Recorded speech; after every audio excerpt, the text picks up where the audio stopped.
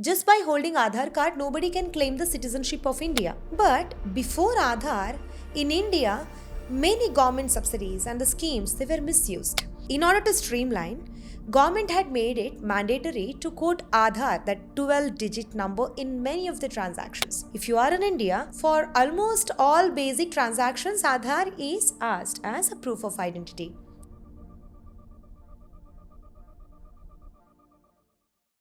Hello everyone, welcome to Keerthi's FinFo NRI community. I am CS Keerthana, I live in Dubai. I run a firm called The Consultancy which is specialized in NRI services. Here we assist NRIs all over the world in their tax planning as well as financial planning, investment through mutual funds. I have done CS from India, I am also a CIMA strategic level from UK. In this video, let's take up one important document and answer all the questions surrounding it, that is about Aadhaar. Aadhaar. Many NRIs have one particular question. Is Aadhaar mandatory for us? Who are supposed to take it? What are the rules for NRIs and OCIs? And what is the benefit of taking Aadhaar? And what happens if we don't take? Is linking of Aadhaar and PAN is compulsory? Is it must for NRIs? So I'm going to answer all of your doubts here. Let's take up all the questions one by one.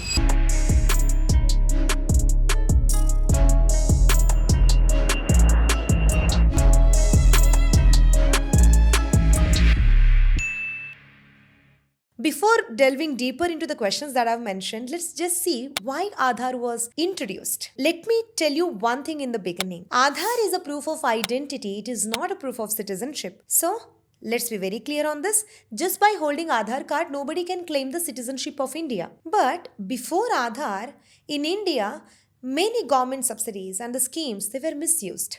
And there was no one single identity proof. Right from the ration card till the PAN or the driving license, voter ID, not that one single unique or biometrically verifiable document existed. Something had to be done to change. So all the government schemes, subsidies reach to the right people and all the transactions can be verified, executed seamlessly. These conditions had led to Aadhaar. Aadhaar card system was introduced by UIDAI, Unique Identification Authority of India, in 2009, and we all know that Nandan Nilekani, who is a co-founder of Infosys, played a critical role in developing as well as implementation of Aadhaar system. Now the next question is how it helps. In order to streamline, government had made it mandatory to quote Aadhaar, that 12-digit number, in many of the transactions. It is right from bank account opening or filing your income tax return or maybe doing KYC requirement for your mutual fund investment, any kind of government direct benefit transfer under any schemes, or to obtain even a mobile SIM card. Aadhaar is asked in all of the scenarios. That means if you are in India, for almost all basic transactions, Aadhaar is asked as a proof of identity. This brings us to the next question. How to obtain Aadhaar card? It's simple. Visit any Aadhaar enrollment centers, fill enrollment form, submit the address proof. Many documents can be presented as identification proof such as ration card, driving license, voter ID, etc. Give your biometric and all the demographic details and the Aadhaar card will be issued. For NRIs, passport is a proof of identity. Anyone with valid passport can apply. Then you will be thinking, what about OCIs? The rule is little different here. Government wants OCIs to stay in India for more than 182 days in the immediately preceding previous year before making an application to have Aadhaar card. Why is it so? I will explain in detail later. Let me add one more important information here. There was one recent update by UIDAI which was announced in early 2024 in January. See, when we give our details in Aadhaar, it is stored in CIDR, Central Identities Data Repositories. Any transactions or the subsidies that you have taken quoting Aadhaar number, such data, they will be stored in Aadhaar metadata, where government can store such data only for 6 months. So earlier, any kind of changes that you wanted to do in CIDR, where all your primary information is stored, right from your biometric and demographic details, you had to visit Aadhaar Enrollment Center for any kind of such rectification. Only address change could have been done online. Now 2024 update has a good news where it says you can use Aadhaar app or you can do it online or offline if you want to do any kind of changes. So this brings us to the next question. What are the forms to be used in case if you want to do any kind of update or rectification? Form number 1 is for Aadhaar enrollment. Remember, it is for resident and NRIs. And NRIs should be above the age of 18 and should have Indian address proof. For any kind of update, you need to present the document proof also. If it is not there, then you are given one more option. Head of the family or HOF, if he comes, quotes his Aadhaar and signs, then such update can be effected. And even for registering the age, you don't have to produce birth certificate. In case if it is not there, you may enroll with a self-declaration, but Aadhaar card may not have the full date. Just the birth year will be mentioned. In case if you want the date, month and the full year, then the birth certificate is mandatory. Form number 2, it is for NRIs with Indian address proof. 3 requirements are must for NRIs, that is email ID, phone number and passport as ID proof. Form number 3 allows NRI children also to enroll. So if you don't have Indian address proof, then it is form number 4. In case child is younger than 5 years, then it is form number 5. Form number 7 is for the foreign national who is above the age of 18 years, and if they need Aadhaar, then since they are holding foreign passport, they have to produce foreign passport email ID, which is compulsory, and also OCI card. Lastly, it is for those who are younger than 18, that is form number 8. Now we have understood why Aadhaar was introduced and how to obtain Aadhaar as well as the forms.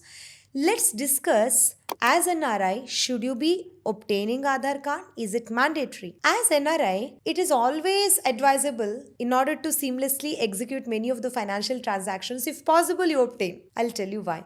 As per Aadhaar Act, every resident need to have an Aadhaar card. So who is resident as per Aadhaar Act? The person who has stayed in India for more than 182 days is defined as resident.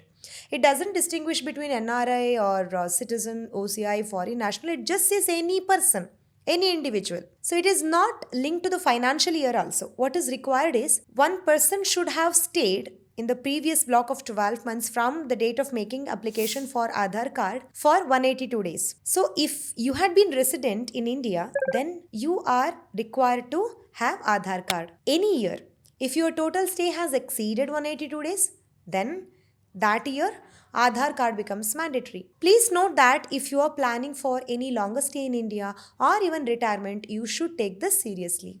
Now for OCIs, since they have foreign passport, the condition of 182 days gets triggered for them to get eligibility for applying for Aadhaar card. However, NRIs can do anytime after their arrival. It is not mandatory but optional for NRIs. One more important rule which you should be aware of is, see, in income tax, the law states that once you are required to take Aadhaar, then it should be quoted for filing of return or any financial transactions you are executing. So it is always better to apply, though it is optional and it is not compulsory for NRIs.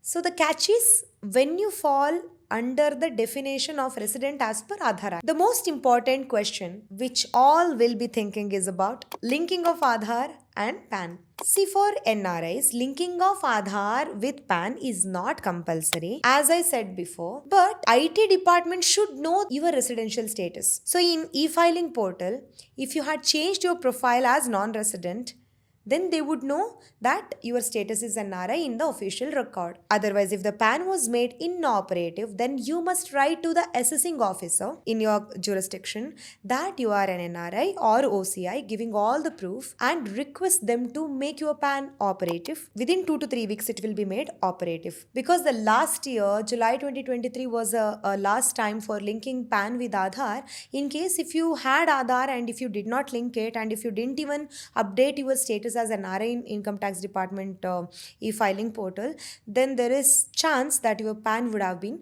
inoperative by now. So in this case, write to the jurisdictional assessing officer. See, even here, to sum up, if you had taken Aadhaar, only these kind of complications arises. Because Aadhaar is not mandatory for NRI. If you had taken Aadhaar, then linking becomes mandatory. If you had not applied for Aadhaar, then nobody is going to ask you. And for an NRI, immediately on his arrival, if at all he wishes to take the card, he can go. And nobody can prohibit an NRI from obtaining that. So for OCIs, the condition of 182 days gets triggered. And what are the documents required? A valid passport is mandatory for NRIs, birth certificate, email ID, which are also must. One more thing here is it's possible to link your foreign contact number or mobile number also with Aadhaar, but you will not get any message or notification. So better that you keep one Indian phone number active and link it with your Aadhaar so that you stay updated with any kind of recent notification. I hope I have answered most of the questions surrounding Aadhaar. In case if you have any doubt, please ask them in the comment section. I'll be more than happy to answer. So see you again next week with one more interesting topic. Till then, bye bye.